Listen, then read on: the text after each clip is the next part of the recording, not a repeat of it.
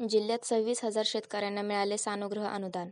35,000 शेतकऱ्यांची ई-केवायसी प्रलंबित. जिल्हा अधीक्षक यांची माहिती. गेल्या वर्षीच्या खरीप हंगामात कापूस व सोयाबीन लागवड केलेल्या शेतकऱ्यांना प्रति हेक्टरी 5,000ची मदत राज्य सरकारकडून नुकतीच देण्यात आली.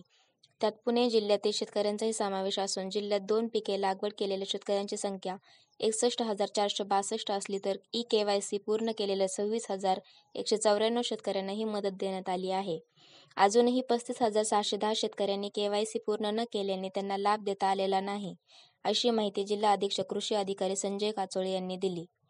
60,000 सोयाबीन उत्पादक. प्रत्यक्षात जिल्ह्यात 944 कापूस व 60,518 सोयाबीन असून एकूण 61,462 शेतकरी आहेत. या 944 पैकी 744 कापूस व 60,518 पैकी 31,020 सोयाबीन अशा एकूण 31,764 माहिती अनुदानासाठी गोळा करण्यात आली आहे.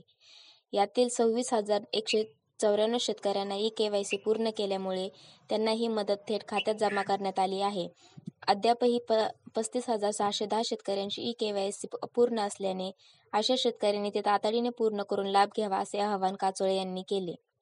प्रति हेक्टरी 5,000 घसरल्याने गेल्या वर्षी राज्यात लागवड केलेल्या कापूस व सोयाबीन उत्पादक शेतकऱ्यांना तोटा सहन करावा लागला. त्यांची भरपाई म्हणून शेतकऱ्यांना प्रति हेक्टरी 5,000 रुपयाचे सानुग्रह अनुदान जाहीर करण्यात आले होते. त्यानुसार गेल्या आठवड्यातच हे अनुदान राज्यातील सुमारे 46 लाख शेतकऱ्यांना देण्यात आले. पुणे जिल्ह्यातील अशा 26,194 शेतकऱ्यांना या अनुदानाचा लाभ मिळाला आहे.